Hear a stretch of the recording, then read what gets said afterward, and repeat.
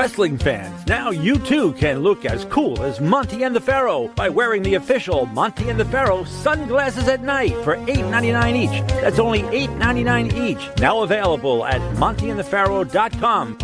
We know what you're thinking. Did they fire off 6 fascinating points of interest or only 5? Well, to tell you the truth, in all the excitement of watching and listening to Long Island's #1 wrestling podcast, I've actually forgotten myself. But being this is the Monty and the Pharaoh from Indie Music Studios in Ronkonkoma, and the fact that they were talking to yet another champion wrestling star, one of the most powerful and talented performers from the wrestling franchise, and not to forget, well-informed and provocative interview questions asked and answered. It was such an interesting and entertaining hour, the questions nearly blew your head clean off. Now you've got to ask yourself a question. Do I feel lucky? Do ya, punk? What? Yeah. No, I'm behaving myself.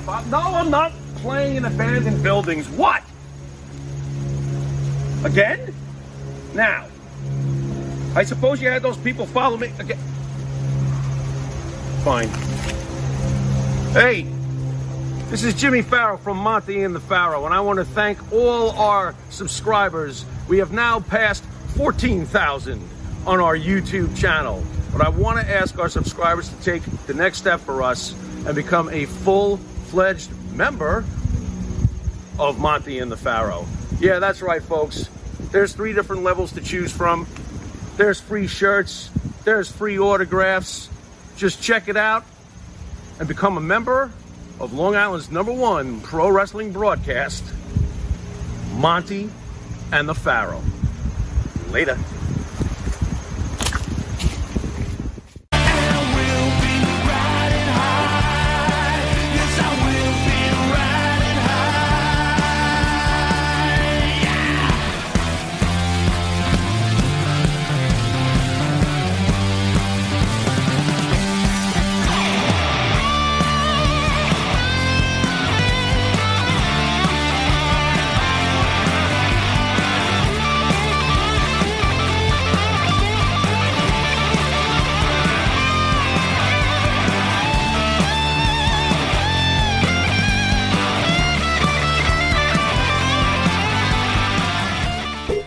All right, welcome back to a special Saturday show with Long Island's #1 pro wrestling broadcast, Monty and the Pharaoh, produced out of Indie Music TV. Matty Ice back in the production room, straight out of Thursday. How was your Friday afternoon, Matthew? So far, not bad. You're looking fresh. I didn't catch off of Thursday's conversation. You did get a haircut. Yeah. It looks good. Thank you. I decided to get everything cut off, as you can see, and What's the longest you ever grew your hair? well, when I was a kid, I used to grow it like a mullet. A mullet? Nice. Yeah, I would have full-grown A mullet. blonde hair. Well, what was the influence behind that? You had some old My 80s dad. heavy metal records? I mean, what are you talking about? My dad used to grow a mullet, A so I wanted mullet. to be just like my dad. Matt, if you could look Interesting. on social media, you could see the Pharaoh. What? Back in the day, Don't his you hair dare. is literally down to his ass. It Yes. looks like a Really? fucking horse. Like a Wow. horse. Yeah, Dude, the hair. It is was, like wait a down minute. here. Now, wait a minute. It Now I was have to do Robert some Plant, research. Led Zeppelin, no mullet. It was a real deal thing, and you're comparing it to a horse.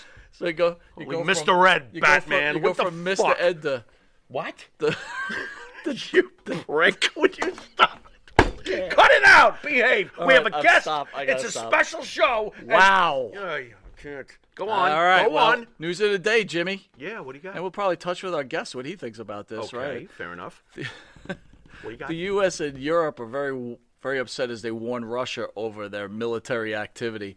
Brussels, the European Union, said Friday that it was alarmed by Russian military activities close to the Ukraine border. See, you should have had that in order, right? It is in order. Go on. Right? Go on.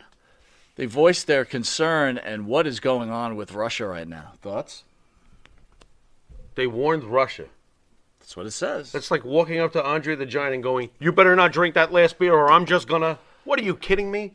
What's the point of warning? What are the point of words when it comes to something like this? I think the bigger concern that we have here, my Russia friend. don't give two shits. But, I mean, but what? I think the bigger concern is What? that Russia feels that they can do what they want now, right? What do Which you they mean? weren't doing about I don't know. Well, A year ago? let's not get into Oh, you want to get suspended again? Yeah, you're looking for another suspension. A year ago, this shit wouldn't have been going on. What are you talking about? Of course not. I mean, I agree completely. You don't talk shit when you know that the one you're talking shit to might smack you in the mouth. It's a completely different deal right now. You have worldwide disease. Eventually, you have worldwide famine, and now we got Russia's going to start marching on the world, like the Planet of the Apes. Right, and the Planet of the Apes. You know what? Okay, I'll get real for just a brief second. I really, my worst nightmares is that China and Russia decide to tag up, and next thing you know, you got Kong and Godzilla, and all we got is Mothra! This is no good! Mothra. Anyway, whatever. But Mothra always seemed to win in the end anyway, so maybe. We're Mothra? The U.S. is Mothra? Well, we're the good guys, aren't we? But Mothra? Are we the bad guys? You should be King Kong, at least. A Mothra? Well, King Kong is a good guy. Oh, boy. Yeah. So, dude, I was watching HBO, right? And I was thinking about... I don't have a TV. I was thinking What's about it like to watch HBO? Go on. But, so there's a documentary on the late night wars. Do you remember back in the 90s and the late 80s, the late night wars between Letterman, Leno, and O'Brien? Yeah, sure. Very interesting stuff, dude. What, I recommend fans out there to watch it. Is O'Brien ECW in these wars compared to WWE and WCW? Because I'm kind of feeling that way right now. Good question. That is a good question. I wasn't thinking about that. We go so far back. I remember when Leno was just a comedian appearing on David Letterman's show, and he was funny as hell, man. He was a funny guy. He actually metamorphed into one of the all-time talk show hosts. Who was your fan? I would love David Letterman, period. So Letterman was your guy? Letterman was there before everybody but Johnny. Our parents, Johnny was the guy. But for us, it was this young dude named Dave Letterman who had all these awesome bands on, and he was funny as shit, and we had... all sorts of great skits he would do and stuff. David Letterman was awesome. It's good that you talk about Letterman because he's kind of like you. What? He was under he couldn't handle the stress, dude. He was he could not deal with the pressure. He would watch himself and go, "I suck." Oh, he was kind of like Farrell. Well, you know what? Letterman was an artist at what he did, and that's fair to say. And he was one of those guys who took his craft very seriously and kind of almost would. A little extreme, but it would almost Heath Ledger him from time to time. Heath Ledgerman, clearly an obsessed artist, and look what happened to Heath Ledger, but the brilliance, sometimes there's a price that comes with being brilliant, Anyway, we get to benefit, but some of them don't in the end. I want to give some quick shout-outs before we get to our guest. We've got Chris Lee moderating. Chris, thanks. Brandon Bates, welcome. Stinger, Maria Davis, how are you? Davio, welcome back. Rob B, what's up, man? How are you? Phil, my friend, how are you? Happy Friday. I could see that we're taking over. So I guess SmackDown viewers will be down this. Well, they took my recommendation. Like a lot of people put SmackDown on DVR and watch Monty and the Farrell live. Welcome. How are you, sir? How are you? And if anyone didn't know, Yard Ape, welcome back, my friend. Yard Ape making an appearance, right? Nice. If you didn't know it, that was the star, or that is the star of the show, Mr. Jimmy Farrow. Jimmy, how are you? Here, I'm good. What's I going would like to thank the band that sings the theme song for Monty and the Farrow, our own Jimmy Farrow, along with his partner Bart Griggs, make up the band to Wisteria Hall. Get Wisteria Hall songs on Spotify, Apple Music, download it on Reverb Nation, and please go to their YouTube page and give them a little like and subscribe, where you can hear such great songs as In My Dreams, This Life, Not Far Behind, Here Comes the Rain. What's Riding High, Finest Hour. Man. Finest Hour is the Tony Atlas theme song. Thank you. Thank you. And if everybody knows, Tony Atlas has a weekly show on our channel, along with Macho Man. Macho Man Days. Macho Man Days. Not the real Macho Man. I don't think skeletons can speak. What do you mean he's not the real Macho Man? You could have fooled me. Go on. No, I'm talking about the dead I Macho know. Man. Would you please? And by the way, you're wearing your ESO shirt. Yes. Individually numbered by one of our sponsors. Yes. Looks pretty sharp Monty on you, and the Farrow. Yeah, thank you. And if you didn't know, you're watching Long Island's #1 pro wrestling broadcast, Monty and the Farrow. Catch Monty and the Farrow on the Monty and the Farrow YouTube page and Monty and the Farrow Facebook Live page. Hear us on iHeartRadio, Spotify, Anchor, Twitch TV, and if you're lucky enough to live in New York, catch us on Channel 115 every Tuesday at 9:30 p.m. and Saturday at 11:30 p.m. as we go head-to-head with SNL. Why not? And Channel 20 on Tuesdays at 1 a.m. for people who just have no life. Wait a minute. You just described me. Shut up. There you go. I'm up all night. Leave me alone. And I want to thank all the fans that tune in every week in New York Cable. 80,000 viewers and getting stronger. Yep. We'll be right back with our guest, and I'm not going to tell you who our guest is right now. I might have because, given again, it away already, but it's advertised, but there's been some changes, so we're going to get to him. But we have learned that he's actually a competitor of ours, and he will mention what he does on the side. I guess. Bad. Why not? After this commercial break. See you in a second. You're giving it away. No, I'm not. I'm just howling at the moon. M&J Video Games and Collectibles. Sport and non-sport cards, wrestling items, autographed items. We buy, sell, and trade. M&J Video Games and Collectibles, located at 1049 Queen Street, Southington, Connecticut. Call us at 1-860-479-9223 or 860-93-GAMES. M&J Video Games and Collectibles. Hi, it's John from Under the Table Hot Sauce. I'm here with my friend, the star of the show, Jimmy Farrow. Yeah, what's up, JB? Nah, nothing. It's been a hot summer, and for all your barbecue needs, you can go to UnderTheTableHotSauce.com. 13 unique flavors to choose from, created and bottled in a Long Island kitchen. UnderTheTableHotSauce.com. Let's go chow, JB. Let's do it. All the flavor, twice the burn.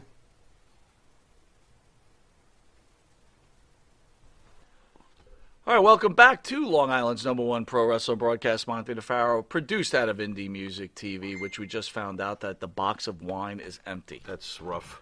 It's rough. Our special guest, welcome aboard, Mr. Wolfie D. How are you, sir? Man, thank you guys for having me, man. It's my pleasure to be here. It's our honor to have you, sir. Oh, for sure. thank you. But obviously, for the fans, we realize that your other half is in here, and neither is his father.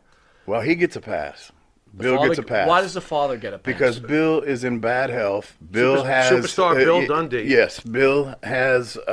He's dealing with dementia and things like that. He has a person like he was unable to get on the plane by himself, and the person that travels with him and does some of the booking for him and things like that is evidently having heart troubles. Was in the hospital, so Bill gets a pass. Okay. Jamie, however, JC Ice, Jamie Dundee, does not get a pass with me. And in the past, I don't know, 12 hours, I've decided that this is why we broke up, this kind of stuff right here, man.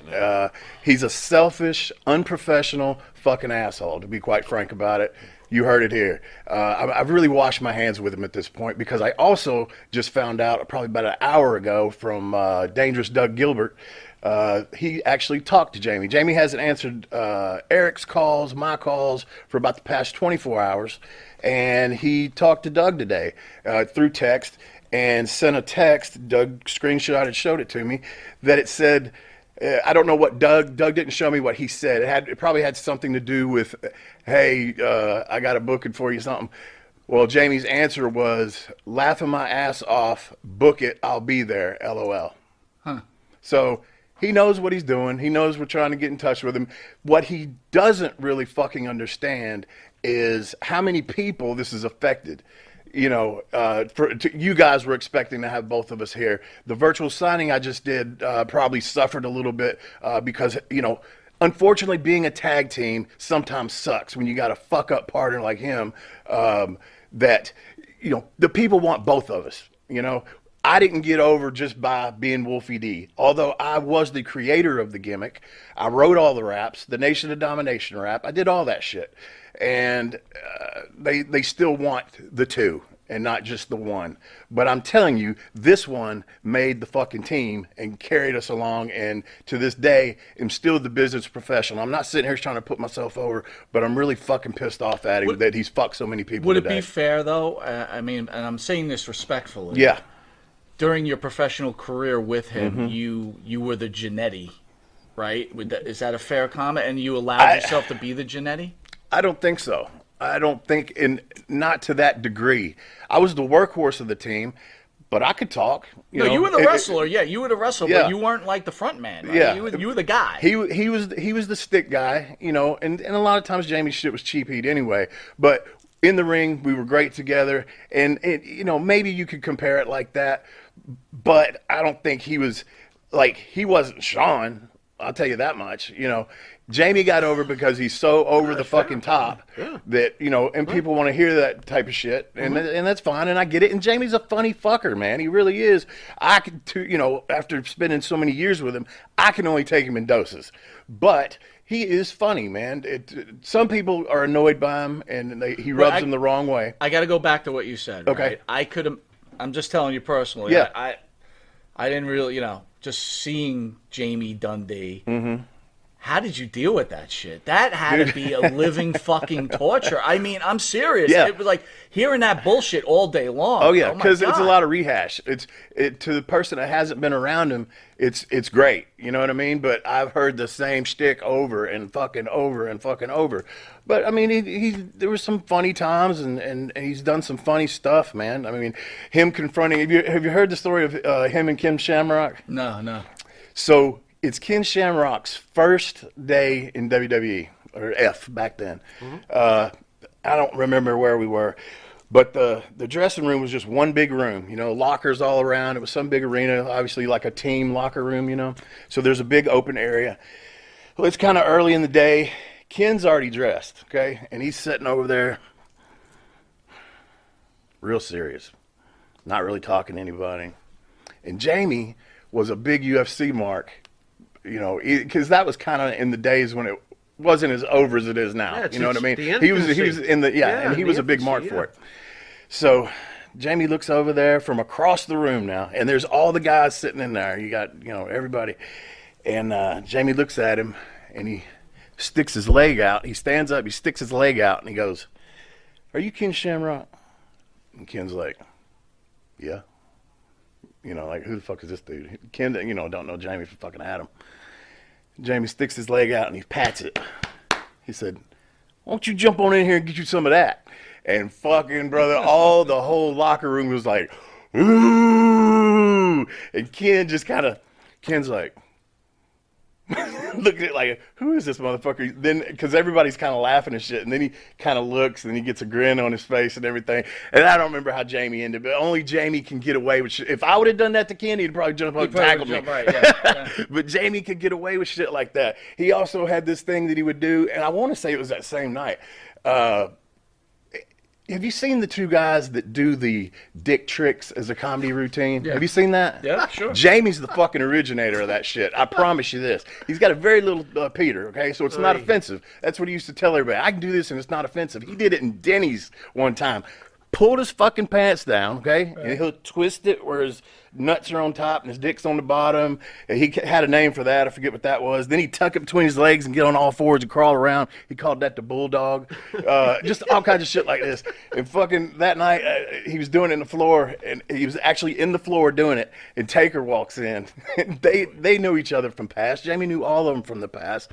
And that's kind of why he was so brash there, because he didn't come in humble. He knew all the guys. You know what I mean? So Taker walks in. He says, "Jamie, I'd shake your hand, but every time I see you, you're playing with your dick." There you go. Oh, my God. Like that. But he got away with shit like, and did it in Denny's. Swear to God, true story. Did it in Denny's. Had the cooks out laughing at everybody in the middle of the night. Him and Brian Lawler all jacked up. How was Brian Lawler? Did you get along with that guy? Yeah, I got along with Brian. I loved working with Brian. Brian was a great worker. We had great matches against each other as well as with each other. And as a person, now we all know he had his demons and shit like that. And when he would get really fucked up, he was a weird motherfucker, man. Like, he would get very violent and things like that. But then the other Brian was the guy that would, you know, take kids and do special things for them at the shows, you know, stuff like that. But yeah, I liked Brian. Man. You've been the partner of a you know, the son of a Dundee, and yeah. you've gotten to know the son of a Lawler. Mm-hmm. How heavy is the weight for those guys to have to carry the shadows of their fathers? I think that's probably both of them's. That was their downfall, was that, you know. And Bill Jamie would tell me stories, you know. He was never around, first of all, because that was in his heyday, you know. He was never around. Mm-hmm. And when he was, you know, wasn't a father to him. And Lawler wasn't really, I've always said this, man, with Kevin and Brian, was more like their buddy than their dad, you know. At Brian's funeral, though, I saw a whole different side of Jerry. he broke down, cried. That's the first time I'd ever seen Jerry show any kind of emotion like that and things like that. But yeah, man, Bill used to fucking, slap Jamie, but Jamie would steal from him. He'd steal his gimmick money and like go to the arcade. And one time Bill tracked him down at the arcade and fucking spun him around and slapped the fucking shit out of him right there at the fucking middle of the arcade and shit. So I mean, it's got to be heavy. It really does. Brian got ribbed heavily when he first went to WWE. You heard the stories about that. They duct taped him to the fucking toilet and all kinds of shit. No, can you tell one? That one I know. I wasn't there. Duct taped him to the toilet? Yeah, he was taking a shit, and JBL, I don't know, somebody else, they went in and duct taped him literally to the fucking toilet. Wow. What's your memories of JBL? Is he the asshole everybody seems to hear about? Or He was all right with me, man. He thought we ribbed him one time and was going to get him back, and we really didn't. It was early, and we was at an arena that had a gym in it, right? And we walked down there, and we saw that it was open, and it was open. People were in there working out. And as we were walking back, we passed him. In some of those arenas, there's a long walk. So as we passed him, he's like, "Hey, is the gym open?" He's like, "Yeah." So he just turned around and went and got dressed. Well, by the time he got back down there, it was closed. Oh my God. So he comes to us, "Oh, that's fucking real funny, guys. Real fucking funny. I'm going to get you. Man, we swear to God, it was open." I want to go back to Brian now. Okay. What are your thoughts on what happened that night in that cell? I mean, obviously you don't know, but I just want you to share your thoughts. I mean, it's such an open case. Like, how does this even happen? Well, I think it's fucking weird that the cameras just happen to be out, or so they say, and that nobody was watching. They say he had defensive marks on the insides of his hands, and that the marks on his neck didn't go right here where his hands were. So there's marks around here.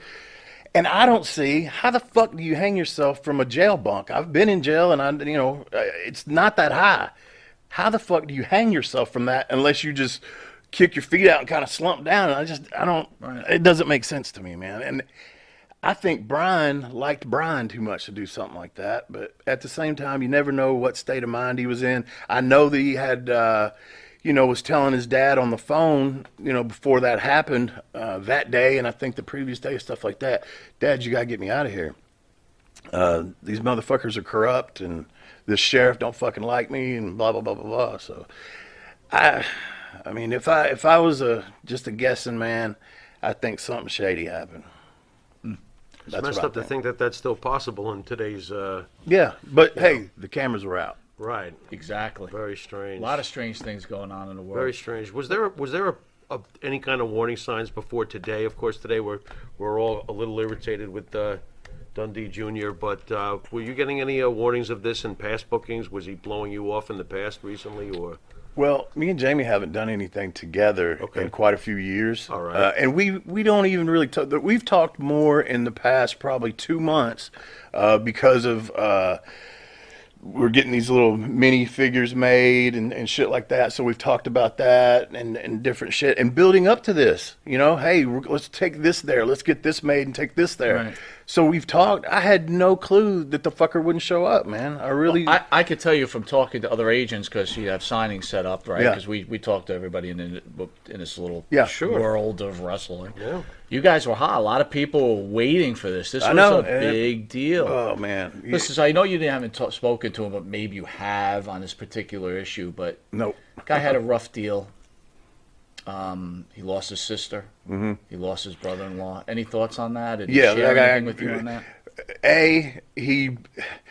He talked about his sister like shit all the time. I mean, Jamie's like that, man. Him and Bill hadn't talked in years until Bobby and his sister lived in Jamie's mother's house. Okay, so when that all went down, Jamie thought he was getting all the money from that house.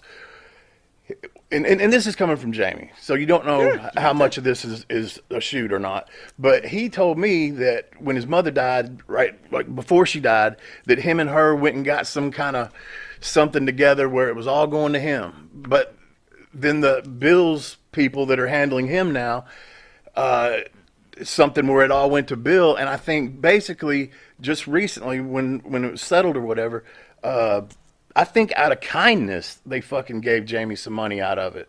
Because he did get some money out of it, but he didn't get all of it. But I think I don't think they had to. I think out of kindness, they gave him a substantial amount of money for that house. So I know that he's bought a motorcycle. This motherfucker went and bought a flamethrower. He sent me a fucking video. Did you see it? No, didn't see it. Fucking is out in his yard.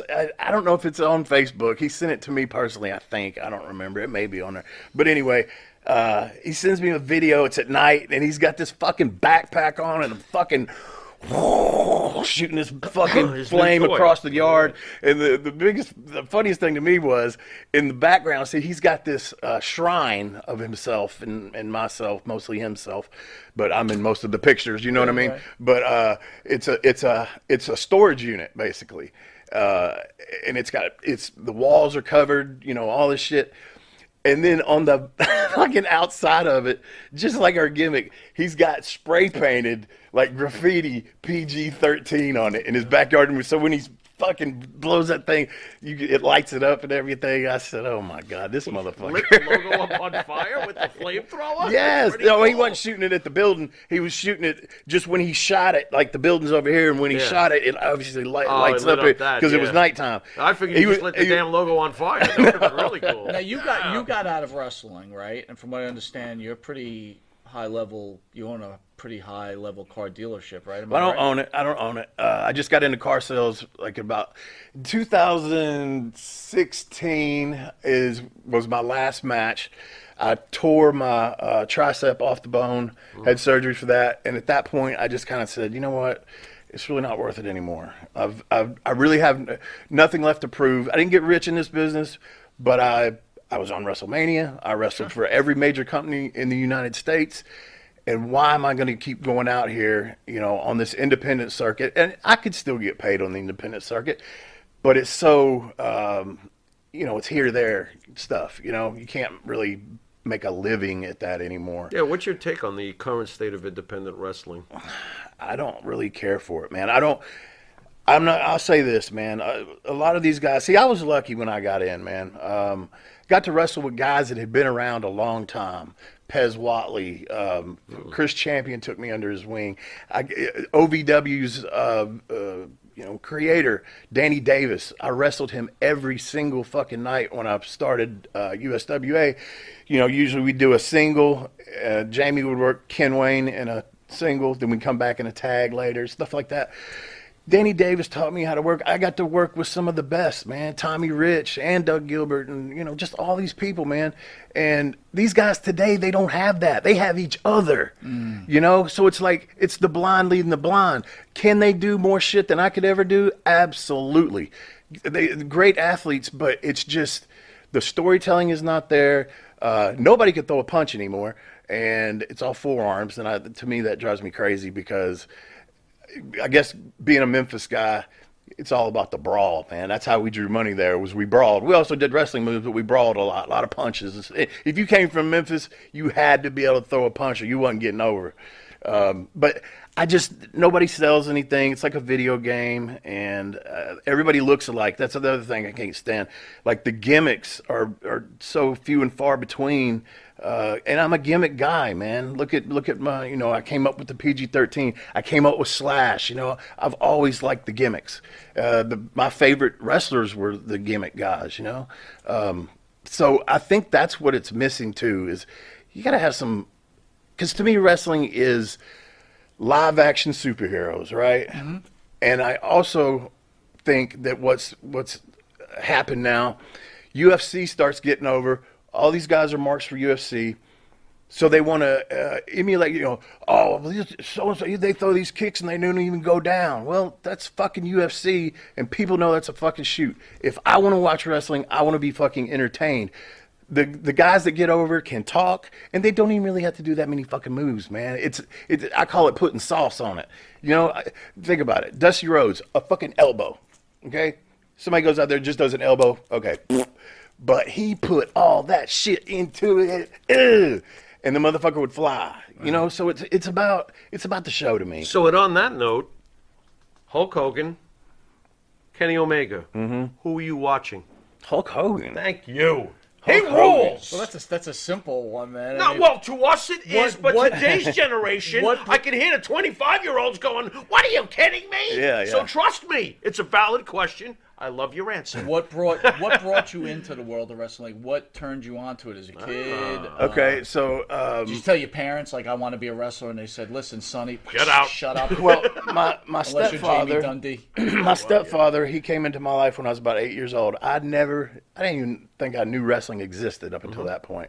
Well, he liked watching wrestling. My stepfather was about 6'9", about 350. Oh, man. He's So a he's big like a dude. wrestler. Yeah, Man. and he, I could get into a big long story about this, but he had told me that he was a wrestler and blah blah blah blah blah back in the day. Blah blah blah blah. That all turned out to be bullshit. But he did get into business at the same time that I got into business, and that's when I figured everything out. So there was animosity there for a long time.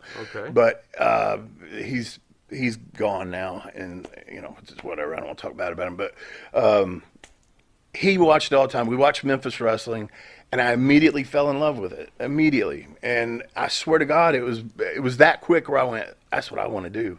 I want to do that." So when I was 15, he and another guy named Rick Reynolds were going to Gypsy Joe. Mm-hmm. So Joe lived in Nashville. That's where I was born and raised. And they were going to a ring out in West Nashville. It was in a barn. It had no canvas. It only had carpet on it, hose pipes for ropes, and it had been in the elements, so the carpet smelled like fucking cat piss. And I knew they were going, and I begged him and begged him and begged him and begged him, please take me. I was 15, and they finally did. So Joe started training me, and I would get everything just like that. And Joe was like very, very impressed. And they put me in the ring pretty quick. I didn't train for that long. I really didn't. I'm talking about a couple of weeks, maybe a month at most. And I don't mean every day. And then, at 16, I had my first match. But that's what drew me in, again, was I started watching Memphis wrestling. And the characters and the brawling and all that stuff. And that's why I say today's product, I'm not saying these guys ain't good. It's just not the same, and it's not what I signed up for. Therefore, I'm not a fan of it. Right. So, Do you watch any of it right now at all? nope. I've tried a couple of times. The reason I ask you, Yeah. we're old school guys, right? We Right. grew up on, he started with later San Martino and then Right. Yeah. Backlund. Valentine. We're Northeast guys, so we Greg weren't Valentine. Memphis Right, guys, right. obviously, but Oh, yeah. we're trying to put them together. But what do you think about Roman Reigns? From what I've seen, I mean, he looks the part. And what I do see on Facebook when people post clips and things like that, and every now and then if I see something, I'm like, for instance, this. Let me answer your question first. Sorry, I'll get off subject because I'm batty like that. I mean, I think he's improved a whole lot from what I can tell. Like I say, I'm not watching all his matches. I'm not watching full matches, none of that stuff. He's improved a whole lot. He seems to be getting over. He's not your next coming, which you got to have.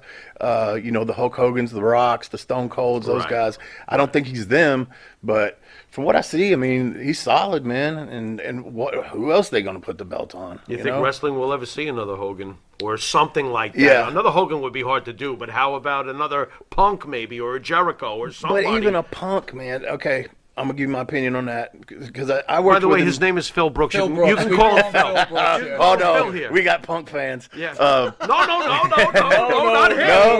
Me. It's a Okay. long-running joke. Well, let me say this: when he came into TNA, when I was Slash, he was with Raven, him and Julio De There you Niro go. working us.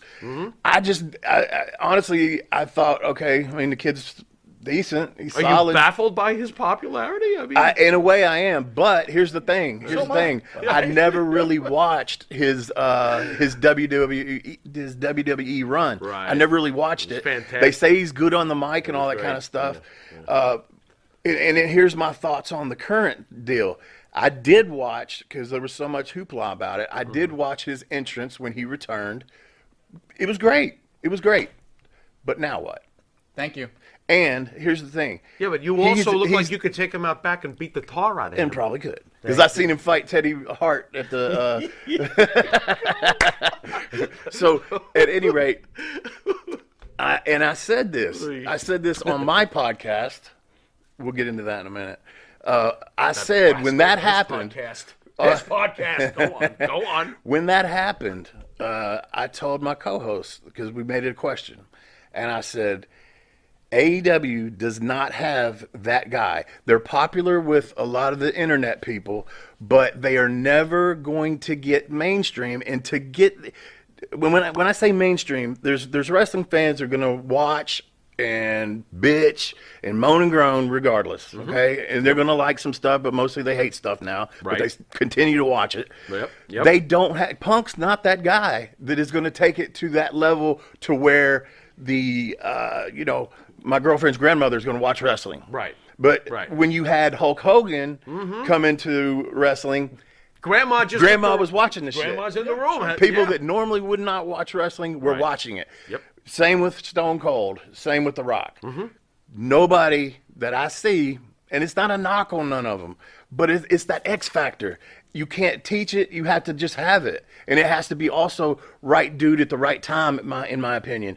And they just don't have that. How about Cena, the last truly great superstar? Possibly. John Cena is a superstar. All right. Well, here we go. Is he possibly the last great one? Or in your opinion, is he even in that let category? me just add to that. The game's changed. The WWE smartened up, and they said, hey, look, we're not... And again, I push AEW to the side because the fans that love that crap is just people that... Whatever. Wait a minute. Anyway. WWE smartened up. They said, no more Stone Colds, no more Hulk Hogans, right? And John Cena, to me, was the last Hogan, Stone Cold, whatever. I would agree Your with opinion. But company created, though, not so much where the individual calls all the shots. Cena's more company created, but I still feel, we still feel, he's the last truly great And superstar. I agree with that. I just have a personal bias to it because that guy right there, standing behind you with the shorts and the tennis shoes and all that, that was the first guy to do that gimmick. I think that John Cena is a complete ripoff of PG-13, Wolfie D, whatever you want to say. With that, we were first. We were before Public Enemy. We were before, what was the other one? Too Cool. Too Cool was PG-13. You were definitely Public Enemy before Public Enemy, for sure. With that, we're going to take a quick commercial break, and we're back with the great Wolfie D, and we'll cover some more stuff. Man, he just nailed that. See you in a sec. In the mood for a freshly roasted cup of coffee? www.offtherailscoffeeroasters.com.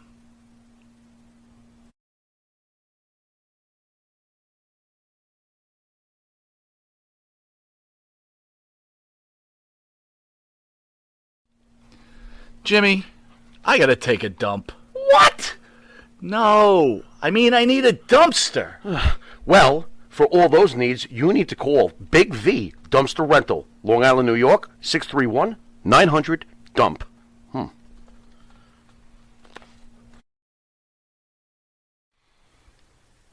The Monty and the Pharaoh Show is brought to you by... Because wine is your second favorite four-letter word. California wine, New York attitude. Good fucking wine. Yeah. All right, welcome back to Long Island's #1 pro wrestler broadcast, Monty and the Pharaoh, filmed out of Indie Music TV, where we have our special guest, Mr. Wolfie D. Hey, I got to tell you, great conversation. Give a plug to your podcast. Yeah, it's called Live and in Color with Wolfie D. I have a co-host, and a lot of times we talk Memphis wrestling. We kind of started out just going through my career. That's what we were doing, talking about the start to finish to when we got the push, and then we went to WWF and blah, blah, blah, blah, blah. So we kind of went in order, and then I started saying, hey, we need some guests. And I've had some pretty good guests, and we've gotten really good numbers, as I told you guys. Out of the top 200 that are actually ranked in the United States, I stay around 50, and I have no sponsors. So, all the guys that are up top there, Which kind of pisses me off. I got to be honest with you. Because, we're doing okay audio-wise, but not like that. I mean, I think we hit 26 one time in the United States. Most of our popularity, as I said, is on cable and on YouTube. So, after the show, we'll be enemies, but that's okay. But no, definitely, great conversation. Yeah, it's on all the major platforms, Apple, Spotify, all that stuff. and like I said, we've had some good guests. I've had Lawler, Ricky Morton, Coco Beware, Kevin Thorne, Savio Vega, D'Lo Brown. Oh man, I can't even remember all of them. And as I said, not every one. I've got one that I do every once in a while. We take questions through the week, and the episode is called "Ask Wolfie Anything." So I'm gonna and that one actually does the best. Now I'm going going to to test you though, because being the broadcaster that you are, you said you had D'Lo Brown on, right? And you had a good conversation with D'Lo. Yeah. You know where I'm going with this. Yeah, I know. Drive the bus. Right?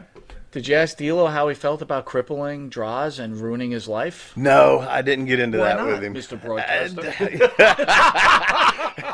Let's call me wrestler first. So this is a new venture for me. And to add to that, how difficult was the transition, Mr. Broadcaster? Oh my Lord! Well, I feel that my obviously my wrestling background. I talk all the time. Yeah. But also I feel that my car sales experience kind of helps me in this in a way, just I would because I'm think so so. used to talking to people Absolutely. I would and think doing all so. that, because I actually am really good at that. Although I'm kind of getting burned out on it. But and you can make some great money in the car business, man. I'm talking good money, but it's so much time being at the lot, and I don't know. I just kind of getting burned out on it after 4 or 5 years now, but whatever. Yeah. Well, I know that you guys, PG-13, wrestled at Hardcore Heaven 97 ECW, if I'm not mistaken. Recently, we lost one of my all-time favorites, New Jack. You got some memories or stories you want to share with us about New I know. Jack? The funniest thing about New Jack to me was New Jack didn't like everybody. He always liked me and Really? Jamie. Yeah. Surprise! He always liked me He and didn't like Jamie. me either. He didn't like you? That's okay. He loved me. The way he would take before the shows, because I think I only rode with him a couple times up in ECW, but he would stop before the show and get a 40 of malt liquor, something like St. Ides or Colt 45 or something Colt like 45, nice. and put it, and this in the middle of summer, put that shit in the trunk and leave it there. You get to the show a little bit early.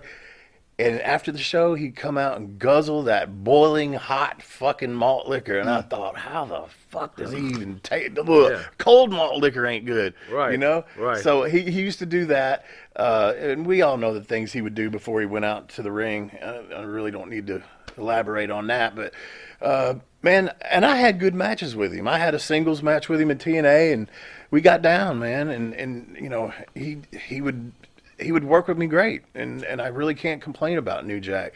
Some of the things he's done, I don't agree with. You can shoot on somebody, but don't stab the motherfucker. And also, I think the Vic Grimes thing was a little bit over the fucking top. He could have fucking killed. Well, we speak about it all the time.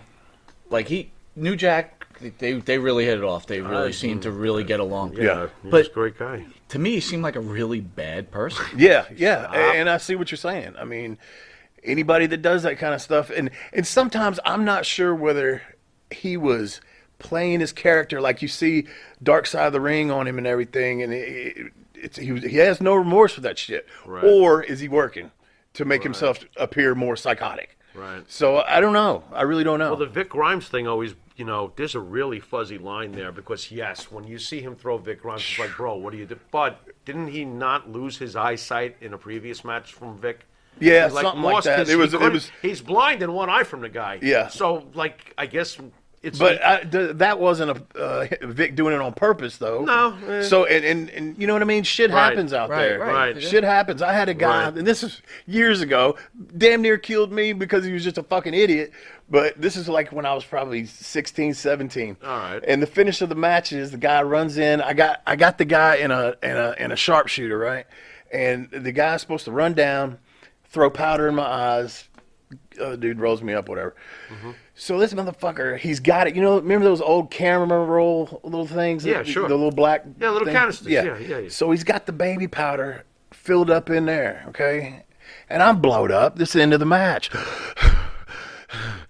Fucking dude opens the top, never takes it out and pours it in his hand. He just fucking throws it out of that. So as I'm inhaling a cylinder-sized thing of baby oil or baby powder goes down my fucking throat. Wow. And I cannot fucking breathe. I mean, literally, I thought I was fixing to die. Yeah.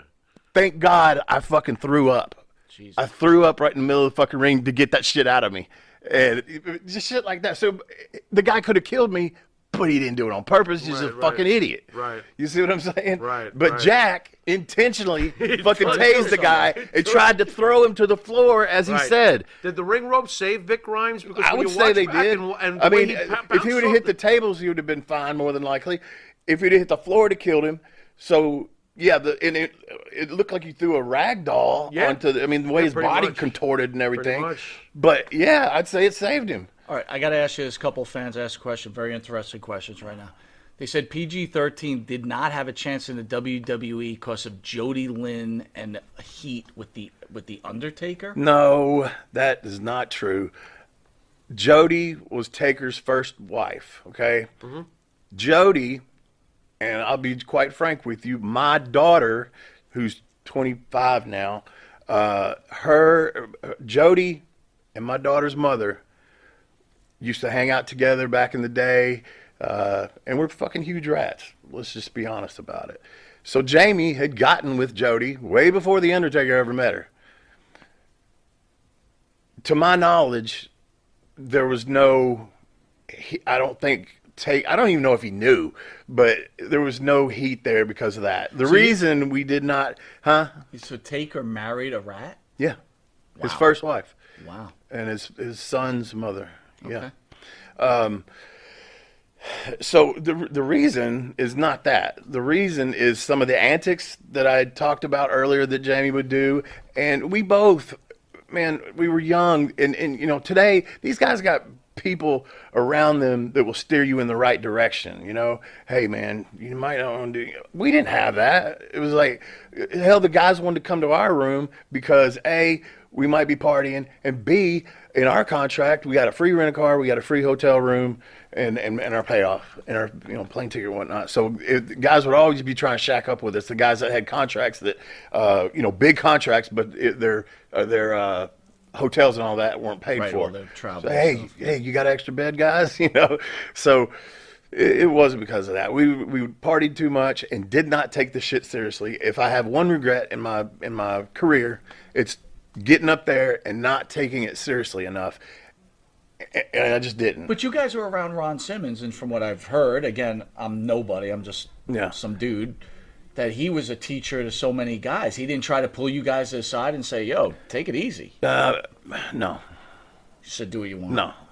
I mean, Ron go to the bar with us, Were you pissed off that you weren't given wrestling roles in Nation of Domination?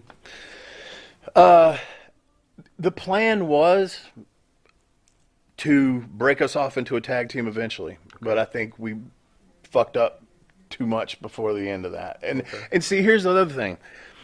At that time, we were working for ECW, USWA, and WWF all at the same time. Jerry Lawler hated ECW, okay? Right. He didn't like the fact, and I'm not saying this is Lawler's fault, but I'll tell you, I'm getting into the story here. He didn't like the fact that his top tag team was only there Tuesday, Wednesday, Thursday, and then we'd go up to ECW on the weekend and do Raw on Monday. We weren't there, and the company that he really didn't care for was part of that reason, So Candido was the one that got us up there, and he came to us the night it was WrestleMania. Then that Monday night is when they put us in the ring with the Road Warriors to do the squash, and they were firing us. And we knew Candido came to us and said, man, Lawler's the one doing this, blah, blah, blah, blah, blah, blah, blah. And I don't know if Candido was lying or not, but I confronted Lawler about it. Pretty intensely confronted him about it, and he denied all of it. Well, anyway, me and Jamie were very cool. I just want to go quickly through that. Yeah. You confront him. You say, hey, man, what the fuck are you doing here? Yeah. Plus, again, it's Jamie's father, who's pretty, I guess, good friends with Lawler, right? Yeah. They worked such a long time Love, together. hate sometimes. So what does he say to you then? I can't help you? He denied that he had anything to do with the reason we were being let go. But didn't he say, okay, let me see what I can do with the office? Nah. And it might have had something to do with the way that I came at him, but he just, that never happened. And so anyway, me and Jamie were very cool with Hawk and Animal. And we went to them and we said, guys, this is, who hasn't done a job for the Road Warriors? Those are my heroes. I did not give a fuck about that. It's the fact that I knew the reason why they were doing this, and it was going to hurt us as being in ECW, you know, because we figured, okay, we'll just leave here and go work for Paul E all the time. So we knew that was going to hurt us, which it did. But we went to them and said, man, we're not doing this. And I remember Hawk saying, I don't blame you, you know, because he understood. They got it, and they knew us, you know what I mean? And so we got our shit. We was already dressed and everything. We just grabbed our bags. We went to the car. Here comes Shawn Michaels and Jim Ross running out to the car, literally, or Shawn was. They sat there and they're like, please come in and do business with us, please. We're like, no, this is fucking bullshit. We know what's going on here, blah, blah, blah. And, you know, they said, no, this is just a business decision, blah, blah, blah. You know what I mean? Right. So Shawn said, look, he said, I will get you guys paid for the next month, which means we would have got our nightly money without being there for the next month, which added up to about $3,000, I think. So, you know, we were like, okay, yeah, for you, you know, because Shawn was actually pretty cool with us too. So we went back in and we did what I think was a great, because they even gave us a little bit, you know. Hawk's like, hey, you pile drive me. Well, pile drive you? He's like, yeah, I'm just going to no sell it and you'll do your thing and blah, blah, blah. And they knew we was going to bump good for them, and we did. And Jamie got his little karate bullshit in, you know, and which was a great spot. And we went in and did what I think was probably one of the best squash jobs that you can do, and keep yourself looking good at the same time. But then when we left, you know, we go to ECW, you know, every night we were getting LOD, LOD, which actually, excuse me, I think kind of helped us. You know, it put a little extra heat on us, and Jamie get on the mic and, you know, he's gold on that and say some shit about it and, you know, bury people and do all that shit. So it didn't really hurt us that bad. It really didn't. Like I said, who hasn't gotten beat by the Road Warriors? Did it hurt you, though, the fact that here you are, you're at the pinnacle, you're in the WWE. Oh, absolutely. And the dream is over? When Shawn and JR came out there, I will not try to hide it. I've said it before. I cried. Yeah. I did, man. Dude, you're talking about, you know, I told you, 15 years old. I get in the wrestling business, my dream. I quit school. I quit high school to go start wrestling. And, you know, I got a GED since then, but that's neither here nor there. But I was emotionally hurt, you know, because, like I said, we partied, but so did everybody fucking else at that time. Right. So I know it wasn't all because of that. It had to have something to do with what I said about working the three different companies. A lot of people can't really say that, you know, that they were working for those three companies all at the same time. You're kind of breaking the fourth wall. You're all in all. Yeah. Listen, I got to ask you this question. I've never heard this before, so Okay. I think it's very interesting, and it could not be true. Who knows? But that you and Jamie are one of the only ones that knew, and this was a problem also in the WWE, that Miss Elizabeth used to be a sex worker in That's what Kentucky. Jamie says. I don't know. That's what Jamie says. So he would tell you this, that she Yeah. was a sex worker? Yeah, she used to be a call girl is what he said. I have no idea what that. I've never heard anybody but him say it, but She wasn't working at the physical fitness gym? What? That's terrible. I have Where no did that idea come on that. from? I would dial her I'll up, just say that's what he said. God. I don't know if that's true or not. Oy. Wow, you must have heard some stories, brother. Holy shit. I've What seen was it it. like working for Paul Heyman? Albeit brief, but what was it like working for Heyman? I really liked it, man. We worked with. We didn't have to do all the hardcore stuff. We never did. They brought us up to do, you know, opening to third match with. Basically worked. Let me go back for a minute. The Eliminators in 1994. Me and Jamie come back from Mexico. We left USWA and went to Mexico. When we come back, the Eliminators had been beating the fuck for real out of everybody, right? And they're the tag team champions. They had just gotten back from Japan, so they're even stiffer and green. And so we come back. Of course, the people fucking lose their minds because it was supposed to be me and Spike Hubert against the Eliminators. This is in Memphis. And Spike, I think, was legitimately hurt, and Jamie had come back. I came back a little bit before he did from Mexico. So we get him. I go to the ring. Hey, my partner's messed up, blah, blah, blah, but I got a replacement. They hit the Ice Ice Baby, and that fucking place went nuts. We beat them. They went even more nuts. So Eliminators kind of were getting mad too because we just come back and we're beating them, and they got heat on us after most of the matches and got color on us and shit like that. But they didn't really beat us back for the titles ever, Right. And they didn't really like that. They were, tough guys and didn't really quite get the business, especially the Memphis style. But at any rate, then when they went to ECW, they billed it as the team that the Eliminators have never beaten. And they brought us in as heels. That was our first time up there. And we had a hell of a match with them and put them over. Then, I don't know, months later, I think it was, is when we go back and we start going on a regular basis. But we worked with Mikey Whipwreck and Spike Dudley almost every fucking night. And, man, that was a pleasure. Those two guys were very fun to work with. We had really good matches. And like I said, there were no chairs involved, none of the tables, none of that shit, man. We just had really good fucking matches. How about memories of the Dudley boys? We only worked them. Like I said, we worked those two most of the time. We worked the Pit Bulls. We worked. I worked Taz in a single. We worked pretty much different people, but mostly those two. So then we get to Hardcore Heaven '97, There you go. and me and Jamie were heels the whole time we were there, right? And they come up to us and they're like, "Hey, we're gonna be the baby, or y'all are gonna be the baby faces, and we're gonna be the heels." What? We've been fucking heels the whole time we've been here, and you're gonna take us down to Florida and fucking on a pay-per-view just for no apparent reason, no setup, no nothing. We're gonna be fucking babyface. Yeah, that's what Paulie wants to do. Blah blah blah, and we're gonna do some of y'all spots. If you have seen that match, they did the fucking pump handle spot.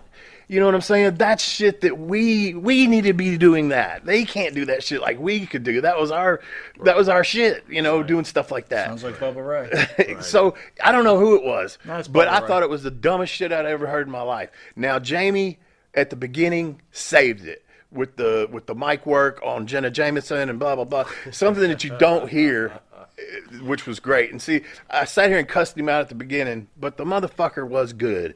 It could probably still be if he fucking had his mind on it, the head on straight. But anyway, there's a spot where Jamie, when they show it back on Peacock or Network or whatever it's on, they don't show this part. They show the spot, but they don't show him get on the mic. He slides out, gives her a kiss, gets back in the ring, starts spitting, and then he grabs the mic and he goes, "Damn, that tastes like dick." And the fucking place went crazy.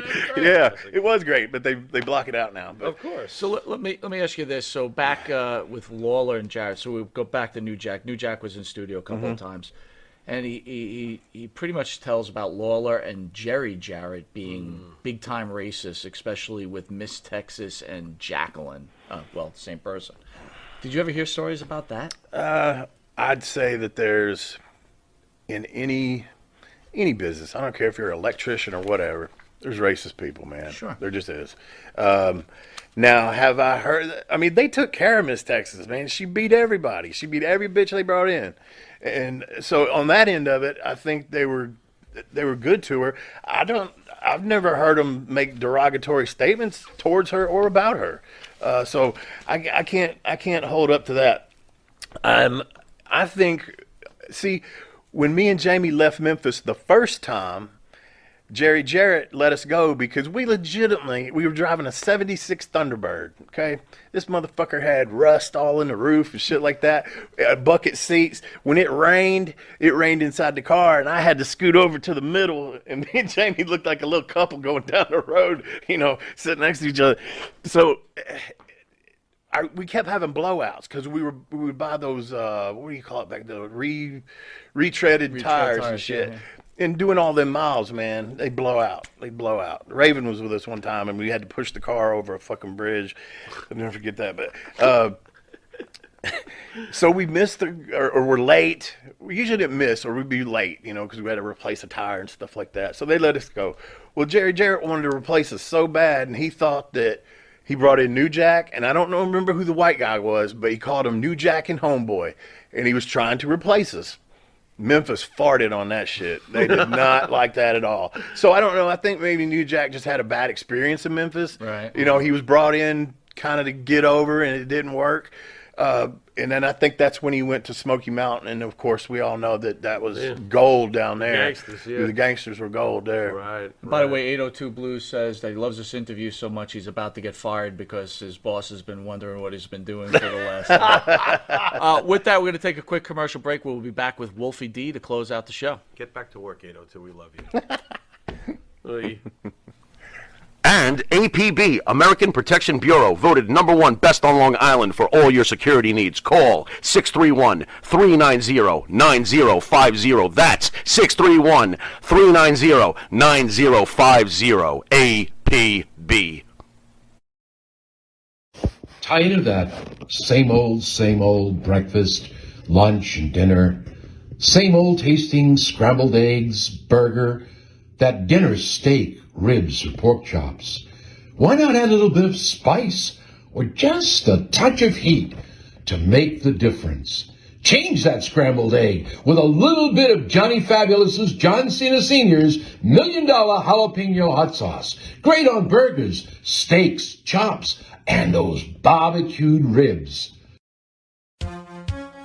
Wrestling fans, now you too can look as cool as Monty and the Pharaoh by wearing the official Monty and the Pharaoh sunglasses at night for $8.99 each. That's only $8.99 each. Now available at montyandthepharaoh.com.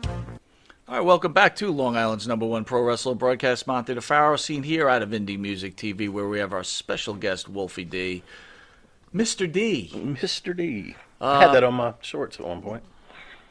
One question, would you think that, we were speaking about this on Thursday's show, would you feel that the Andy Kaufman, Jerry Lawler gimmick was the most important thing that ever happened in pro wrestling? As far as the E in entertainment that Vince loves to speak of today. Man, I think it was that brought wrestling to a different level, and it was also the absolute best, without a doubt. No one's even a close second at keeping something kayfabed for that fucking long. That was fucking brilliant. Lawler is... some people don't give Lawler the credit, man. Lawler is one of the fucking best, if not the best, I've ever been in the ring with. He calls it all in the ring, and it all makes fucking sense, man. I used to watch him after my match. I'd watch anything he did because he's a fucking genius in the fucking ring, man. Especially working against big guys and shit, man. Has the best punches in the business. He can throw in, most guys got one punch that they can throw and they have to work really hard to make that look right. This motherfucker can throw jabs, uppercuts over, both hands. I really try to mimic that. I can throw a number of punches, and I pride myself on that, but it's because of him, man. But going back to that, dude, Letterman didn't know what was going on. Nobody knew what the fuck was going on. And how long did they kayfabe that till Lawler finally came out and said, because I had him on my podcast and we talked a little bit about that, man. And I told him, I said, man, that's just the greatest shit. I bought that like a motherfucker. Yep. I remember. I think we all did. If I were to give you, the whole nation obviously did. You're a Memphis guy, Yeah. but if I had to give you two big events that happened in pro wrestling that altered, I'll give you three. Okay. Lawler Kaufman, Cyndi Lauper, Lou Albano Piper, That was huge. Stone Cold Steve Austin, Mr. McMahon. I mean, you got to go with Stone Cold and McMahon because that was what started the wars and all that kind of stuff, and that was just a great time in wrestling. Cyndi Lauper and all that took it to a mainstream level, and I think you got to put Hulk Hogan in that category, sure. that sequence there, because he was a part of that. So that all goes along with that time period to me.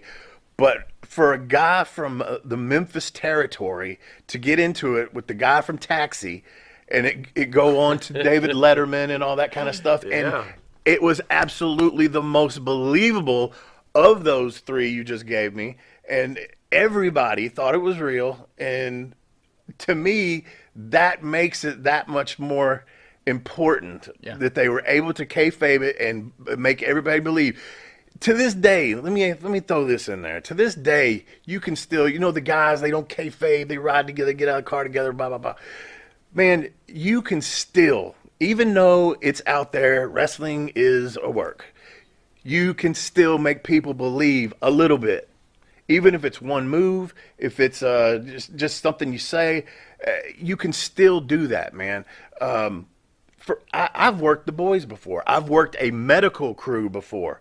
And we're talking in times where it's already been exposed by Vince that, hey, this is just entertainment. I had a medical crew, me and Jamie both. They got Rock and Roll Express, beat the fuck out of us. And it was not part of the deal that the medics were supposed to come out and get us back and everything. But we sold that shit so fucking well and would not break character that we were not hurt. They sent the medics out there. They tended to us just like they would somebody that had been in a car wreck because we both looked like it. We had so much color. And we worked them. And I've had people tell me, this is what they'll say when they find out I was a wrestler or whatever. Now, I know what y'all do is fake. And, you know, when they say that, I just cringe. But they say, I know what y'all do is fake. But there was this one time when I saw so-and-so and so-and-so, and they did this. And I'm telling you, they were mad. And most of the time when they say that, I know what they're talking about, and I'm thinking, that was work. But if you're good enough, you can make them believe. I've worked the boys where just I took a knee from somebody or something, and I crumbled like I was knocked out. I didn't take a traditional bump, you know. I made it look like I was knocked out, and I come back, and the boys are all, man, you okay, that knee, you get knocked out? No, you fucking dumb fucks. Damn.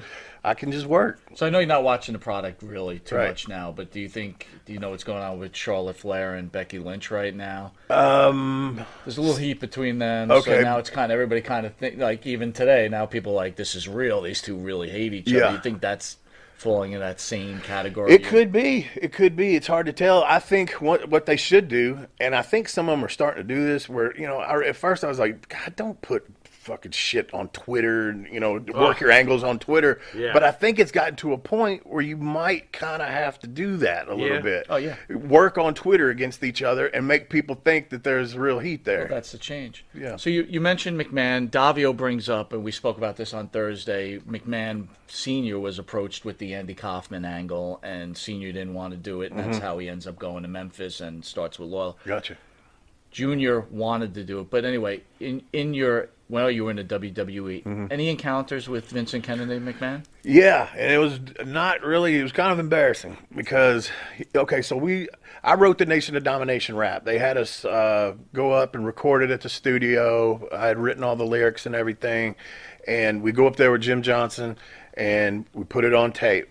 Well, he gives us that instrumental to take back with us on a cassette to put in the car while we're traveling in Memphis because, you know, we kind of did the Run DMC where we pitched back and forth to each other and then sometimes double. So me and Jamie would ride up and down the road rehearsing this thing the whole fucking way because we knew Survivor Series, that was where we were going to debut, yada, yada.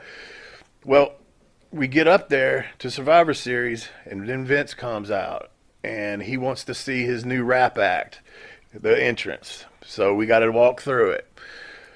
We are the nation of domination. We start.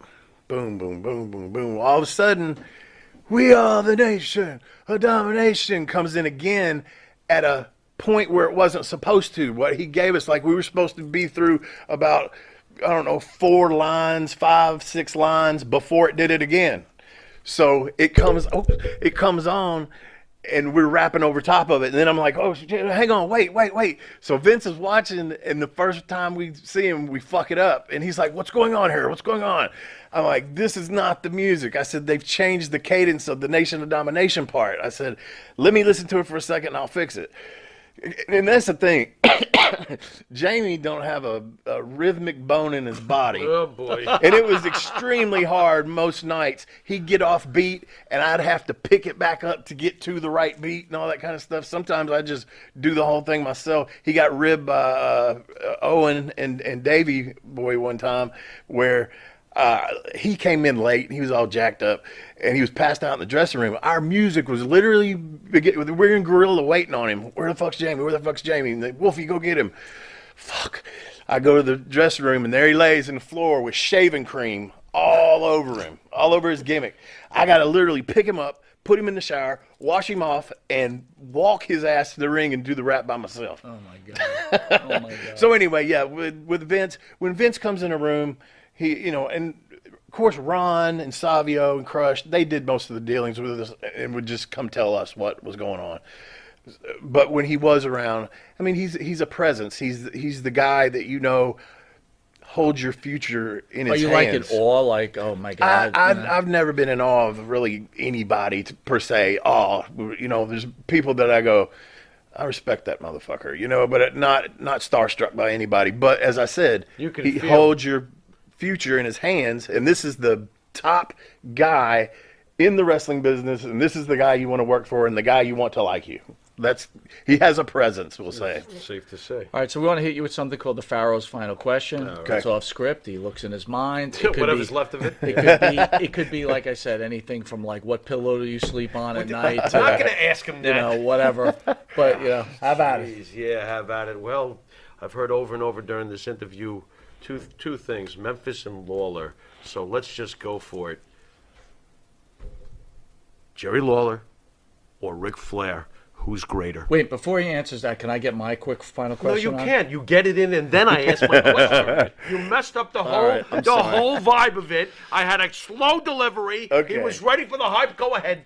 Wait a minute. Get yours in. Go ahead. Real shoot fight. You against Jamie. Who wins? Oh, it's already happened a bunch of times. I always win. You beat his ass? Oh, yeah. I popped his eyeball out one time. Did he cry? No, he just got... We were at this lady's house staying the night, and he jumped off the porch and punched me and got on top of me. I reached up and put my thumb in his eye. I felt it go bloop, bloop. Oh. It actually popped out, popped back in, and immediately it was black and swollen. God. And I rolled him over. And the next time was at a bar. We got in a fight in a bar, and I slammed his head against every wall, I think. Busted him all up.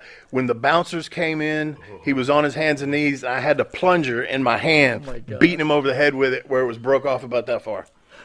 Well, So you guys are tight. that's great. We left together that night. And had a major car wreck as well. Nice. That's another good story. I wish we had time for. When you're beating him down, do you rap? All right. Do you rap when you Pharaoh's final question. I already did it. It's anticlimactic. Okay. But I'll give we it to heard you. Memphis and we've heard Lawler all night. Right. So I ask you, since NWA and AWA were a lot Yeah. closer to styles than WWF was, obviously, with the over-the-top showmanship, Jerry Lawler or Ric Flair, who's greater? I always thought, even when I was younger, Flair does a lot of the same things in every fucking match. I caught on to that before I ever got into business, and I did not like that. Jerry Lawler, however, like I said, he calls most of it in the ring anyway, so he adjusts and does things on the fly that he doesn't do all the time. There's not certain bumps that he takes, the off the top body slam, the fucking flip over the rope, all that kind of shit. I think Lawler is a better wrestler. I think Ric Flair obviously is a better showman. So it's kind of I don't know that I could pick because it's two different styles. I mean, Too bad you got to pick. Too bad I got to pick. Yeah, you got to pick. That's just like head to head. Wrestling wise, I guess you got to go. I guess it's you a draw. Okay, It's a draw. let's go Broadway on that one. All right. Who is the GOAT? Who's the greatest? That's the same of all fucking time? question. No, not between them two. Just anybody. Who's the GOAT? Greatest of all time. And not about Russ. Just who's the GOAT. Period. Doesn't matter if they could have been the suckiest wrestler of all For time. this show, it's Hogan. We're Hogan guys. I was about to say it's between Stone Cold and Hogan, but Hogan, you got to give it to him for paving the way and making it possible for people like Stone Cold and The Rock and everybody else, for all of us, man. Totally. He made wrestling. He took wrestling from the the smoky, smaller venues to the arenas. Yeah. So with that, let's tell the fans again about your podcast, Yeah. where they can hear it, where they can see it. Live and in Color with Wolfie D. It's on Apple, all the major carriers of podcasts. Also, this shirt, and I got two others on there. I have a store. It's in the podcast section under Live and in Color with Wolfie D. Click on that. There's one that I did that's really cool. It's that picture on the bottom down there, but I put it on the poster for Boys in the Hood, the movie. Yeah. But I changed it from In the Hood to From the Hood, and it's got like 4 stars down there, and it says one of the greatest tag teams of their era. And then where you have the critic's name, I put Mark Dirtsheet. So and it says starring Wolfie D, JC Ice. Nice. Wow. It's a nice looking little shirt. And then I have another one that has a hubcap, says PG-13, that says "Don't diss the man or we'll bum rush your mother." What day of the show is on? It comes out every Monday at noon. I pre-tape most of my stuff. Okay. But they can listen to all the back ones, any of them they want to. But there's a new one every Monday at noon. And we'll tell the fans, we'll share that on all the Monty Nefaro media sites. We'll attach Thank you. your show. What an incredible interview. If I could speak for the Pharaoh, unbelievable. What a home run. Hey, man, I'm glad to be true here. Talent, sir. Thank you. What Thank a you. true talent. Thank you. I want to thank everybody for joining us. After Wolfie D leaves, we're going to have a special quick interview with Northeast's biggest agent, Mr. Eric Sims. So if you want to hear a little dirt from Eric, you're going to hear it. And it'll be quick and painless, because we can only deal with Sims for a certain amount of time. Anyway, I'm out of booze. I want to thank you again for this special edition. Again, what an honor to have someone of your talent to grace us on this show. Fantastic stories. I hope you enjoyed yourself. Jimmy, send us out. You've been watching Monty and the Pharaoh, and until next time, which apparently is pretty soon from now. About 5 minutes. All right. Till next time. Later.